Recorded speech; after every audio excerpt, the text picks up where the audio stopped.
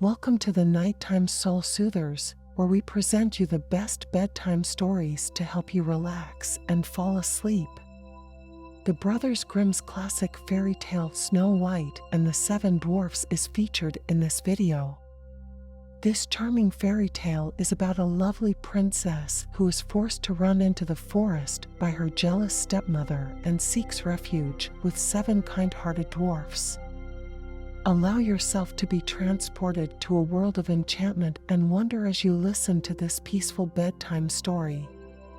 The soothing atmosphere of this story will transport you to a state of deep relaxation and tranquility. Allow the calm flow of the storytelling to soothe you while the story unfolds. Allow the smooth pace of the narration to lull you into a comfortable slumber as the story progresses, and allow your dreams to be filled with pictures of enchanting forests, kind-hearted dwarfs, and a lovely princess. This timeless story teaches us the value of kindness, friendship, and love. So, snuggle up in your bed, close your eyes, and let Snow White and the Seven Dwarfs take you on a voyage. We hope that this beautiful bedtime story will help you fall asleep peacefully and arise refreshed and revitalized.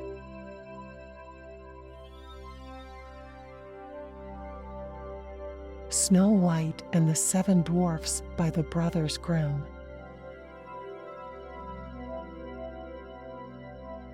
It was the middle of winter, and the snowflakes were falling like feathers from the sky, and a queen sat at her window working, and her embroidery frame was of ebony. And as she worked, gazing at times out on the snow, she pricked her finger, and there fell from it 3 drops of blood on the snow. And when she saw how bright and red it looked, she said to herself, "Oh, that I had a child as white as snow, as red as blood, and as black as the wood of the embroidery frame." Not very long after, she had a daughter with a skin as white as snow, lips as red as blood, and hair as black as ebony, and she was named Snow White. And when she was born, the queen died. After a year had gone by, the king took another wife, a beautiful woman, but proud and overbearing, and she could not bear to be surpassed in beauty by anyone. She had a magic looking glass, and she used to stand before it and look in it and say, "Looking glass upon the wall, who is fairest of us all?" And the looking glass would answer, "You are fairest of them all." And she was contented, for she knew that the looking glass spoke the truth. Now, Snow White was growing prettier and prettier, and when she was 7 years old, she was as beautiful as day, far more so than the queen herself. So one day when the queen went to her mirror and said, "Looking glass upon the wall, who is fairest of us all?" it answered, "Queen, you are full fair, this is true, but Snow White is fairer than you." This gave the queen a great shock, and she became yellow and green with envy, and from that hour, her heart turned against Snow White, and she hated her. And envy and pride like ill weeds grew in her heart higher every day, until she had no peace day or night. At last she sent for a huntsman and said, "Take the child out into the woods, so that I may set eyes on her no more. You must put her to death, and bring me her heart for a token." The huntsman consented, and led her away, but when he drew his cutlass to pierce Snow White's innocent heart, she began to weep, and to say, "Oh, dear huntsman, do not take my life, I will go away into the wild wood, and never come home again." And as she was so lovely, the huntsman had pity on her, and said, "Away with you then, poor child," for he thought the wild animals would be sure to devour her, and it was as if a stone had been rolled away from his heart when he spared to put her to death. Just at that moment a young wild boar came running by, so he caught and killed it, and taking out its heart, he brought it to the queen for a token. And it was salted and cooked, and the wicked woman ate it up, thinking that there was an end of Snow White. Now, when the poor child found herself quite alone in the wild woods, she felt full of terror, even of the very leaves on the trees, and she did not know what to do for fright. Then she began to run over the sharp stones and through the thorn bushes, and the wild beasts after her, but they did her no harm. She ran as long as her feet would carry her, and when the evening drew near, she came to a little house, and she went inside to rest. Everything there was very small, but as pretty and clean as possible. There stood the little table ready laid, and covered with a white cloth, and 7 little plates, and 7 knives and forks, and drinking cups. By the wall stood 7 little beds, side by side, covered with clean white quilts. Snow White, being very hungry and thirsty, ate from each plate a little porridge and bread, and drank out of each little cup a drop of wine, so as not to finish up one portion alone. After that she felt so tired that she lay down on one of the beds, but it did not seem to suit her. One was too long, another too short. But at last the 7th was quite right, and so she lay down upon it, committed herself to heaven, and fell asleep. When it was quite dark, the masters of the house came home. They were 7 dwarfs, whose occupation was to dig underground among the mountains. When they had lighted their 7 candles, and it was quite light in the little house, they saw that someone must have been in, as everything was not in the same order in which they left it. The first said, "Who has been sitting in my little chair?" The second said, "Who has been eating from my little plate?" The third said, "Who has been taking my little loaf?"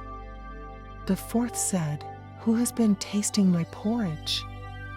The fifth said, "Who has been using my little fork?" The sixth said, "Who has been cutting with my little knife?" The seventh said, "Who has been drinking from my little cup?" Then the first one, looking round, saw a hollow in his bed, and cried, "Who has been lying on my bed?" And the others came running, and cried, "Someone has been on our beds too." But when the 7th looked at his bed, he saw little Snow White lying there asleep. Then he told the others, who came running up, crying out in their astonishment, and holding up their 7 little candles to throw a light upon Snow White. "Oh goodness! Oh gracious!" cried they, "what beautiful child is this?" and were so full of joy to see her that they did not wake her, but let her sleep on. And the 7th dwarf slept with his comrades, an hour at a time with each, until the night had passed. When it was morning, and Snow White awoke and saw the 7 dwarfs, she was very frightened, but they seemed quite friendly, and asked her what her name was, and she told them, and then they asked how she came to be in their house. And she related to them how her stepmother had wished her to be put to death, and how the huntsman had spared her life, and how she had run the whole day long, until at last she had found their little house. Then the dwarfs said, "If you will keep our house for us, and cook, and wash, and make the beds, and sew and knit, and keep everything tidy and clean, you may stay with us, and you shall lack nothing." "With all my heart," said Snow White, and so she stayed, and kept the house in good order. In the morning the dwarfs went to the mountain to dig for gold. In the evening they came home, and their supper had to be ready for them. All the day long the maiden was left alone, and the good little dwarfs warned her, saying, "Beware of your stepmother, she will soon know you are here. Let no one into the house." Now the queen, having eaten Snow White's heart, as she supposed, felt quite sure that now she was the first and fairest, and so she came to her mirror, and said, "Looking glass upon the wall, who is fairest of us all?" And the glass answered, "Queen, thou art of beauty rare, but Snow White living in the glen with the 7 little men is 1,000 times more fair." Then she was very angry, for the glass always spoke the truth, and she knew that the huntsman must have deceived her, and that Snow White must still be living. And she thought and thought how she could manage to make an end of her, for as long as she was not the fairest in the land, envy left her no rest. At last she thought of a plan. She painted her face and dressed herself like an old peddler woman, so that no one would have known her. In this disguise, she went across the 7 mountains until she came to the house of the 7 little dwarfs, and she knocked at the door and cried, "Fine wares to sell! Fine wares to sell!" Snow White peeped out of the window and asked, "Good day, good woman, what have you to sell?" "Good wares, fine wares," answered she, "laces of all colors," and she held up a piece that was woven of variegated silk. "I need not be afraid of letting in this good woman," thought Snow White, and she unbarred the door and bought the pretty lace. "What a figure you are, child," said the old woman. "Come and let me lace you properly for once." Snow White, suspecting nothing, stood up before her and let her lace her with the new lace, but the old woman laced so quick and tight that it took Snow White's breath away, and she fell down as dead. "Now you have done with being the fairest," said the old woman as she hastened away. Not long after that, towards evening, the 7 dwarfs came home and were terrified to see their dear Snow White lying on the ground without life or motion. They raised her up, and when they saw how tightly she was laced, they cut the lace in 2. Then she began to draw breath, and little by little she returned to life. When the dwarfs heard what had happened, they said, "The old peddler woman was no other than the wicked queen. You must beware of letting anyone in when we are not here." And when the wicked woman got home, she went to her glass and said, "Looking glass against the wall, who is fairest of us all?" And it answered as before, "Queen, thou art of beauty rare, but Snow White, living in the glen with the 7 little men, is 1,000 times more fair." When she heard that, she was so struck with surprise that all the blood left her heart, for she knew that Snow White must still be living. "But now," said she, "I will think of something that will be her ruin." And by witchcraft she made a poisoned comb. Then she dressed herself up to look like another different sort of old woman. So she went across the 7 mountains and came to the house of the 7 dwarfs and knocked at the door and cried, "Good wares to sell! Good wares to sell!" Snow White looked out and said, "Go away, I must not let anybody in." "But you are not forbidden to look," said the old woman, taking out the poisoned comb and holding it up. It pleased the poor child so much that she was tempted to open the door, and when the bargain was made, the old woman said, "Now, for once your hair shall be properly combed." Poor Snow White, thinking no harm, let the old woman do as she would, but no sooner was the comb put in her hair than the poison began to work, and the poor girl fell down senseless. "Now, you paragon of beauty," said the wicked woman, "this is the end of you," and went off.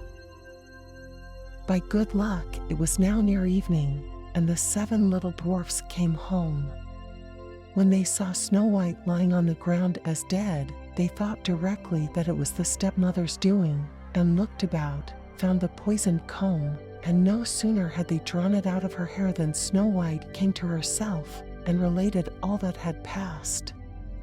Then they warned her once more to be on her guard, and never again to let anyone in at the door. And the queen went home and stood before the looking glass and said, "Looking glass against the wall, who is fairest of us all?" And the looking glass answered as before, "Queen, thou art of beauty rare, but Snow White, living in the glen with the 7 little men, is 1,000 times more fair." When she heard the looking glass speak thus, she trembled and shook with anger. "Snow White shall die," cried she, "though it should cost me my own life." And then she went to a secret lonely chamber where no one was likely to come, and there she made a poisonous apple. It was beautiful to look upon, being white with red cheeks, so that anyone who should see it must long for it, but whoever ate even a little bit of it must die. When the apple was ready, she painted her face and clothed herself like a peasant woman, and went across the 7 mountains to where the 7 dwarfs lived. And when she knocked at the door, Snow White put her head out of the window and said, "I dare not let anybody in, the 7 dwarfs told me not." "All right," answered the woman. "I can easily get rid of my apples elsewhere. There, I will give you one." "No," answered Snow White, "I dare not take anything." "Are you afraid of poison?" said the woman. "Look here, I will cut the apple in 2 pieces. You shall have the red side, I will have the white one." For the apple was so cunningly made that all the poison was in the rosy half of it. Snow White longed for the beautiful apple, and as she saw the peasant woman eating a piece of it, she could no longer refrain, but stretched out her hand and took the poisoned half. But no sooner had she taken a morsel of it into her mouth than she fell to the earth as dead. And the queen, casting on her a terrible glance, laughed aloud and cried, "As white as snow, as red as blood, as black as ebony. This time the dwarfs will not be able to bring you to life again." And when she went home and asked the looking glass against the wall, "Who is fairest of us all?" At last it answered, "You are the fairest now of all." Then her envious heart had peace, as much as an envious heart can have. The dwarfs, when they came home in the evening, found Snow White lying on the ground, and there came no breath out of her mouth, and she was dead. They lifted her up, sought if anything poisonous was to be found, cut her laces, combed her hair, washed her with water and wine, but all was of no avail. The poor child was dead, and remained dead. Then they laid her on a bier, and sat all 7 of them round it, and wept and lamented 3 whole days. And then they would have buried her, but that she looked still as if she were living, with her beautiful blooming cheeks. So they said, "We cannot hide her away in the black ground." And they had made a coffin of clear glass, so as to be looked into from all sides, and they laid her in it, and wrote in golden letters upon it her name, and that she was a king's daughter. Then they set the coffin out upon the mountain, and one of them always remained by it to watch. And the birds came too, and mourned for Snow White, first an owl, then a raven, and lastly a dove. Now, for a long while Snow White lay in the coffin and never changed, but looked as if she were asleep, for she was still as white as snow, as red as blood, and her hair was as black as ebony. It happened, however, that one day a king's son rode through the wood and up to the dwarf's house, which was near it. He saw on the mountain the coffin, and beautiful Snow White within it, and he read what was written in golden letters upon it. Then he said to the dwarfs, "Let me have the coffin, and I will give you whatever you like to ask for it." But the dwarfs told him that they could not part with it for all the gold in the world. But he said, "I beseech you to give it me, for I cannot live without looking upon Snow White. If you consent, I will bring you to great honor, and care for you as if you were my brethren." When he so spoke, the good little dwarfs had pity upon him and gave him the coffin, and the king's son called his servants and bid them carry it away on their shoulders. Now it happened that as they were going along they stumbled over a bush, and with the shaking the bit of poisoned apple flew out of her throat. It was not long before she opened her eyes, threw up the cover of the coffin, and sat up, alive and well.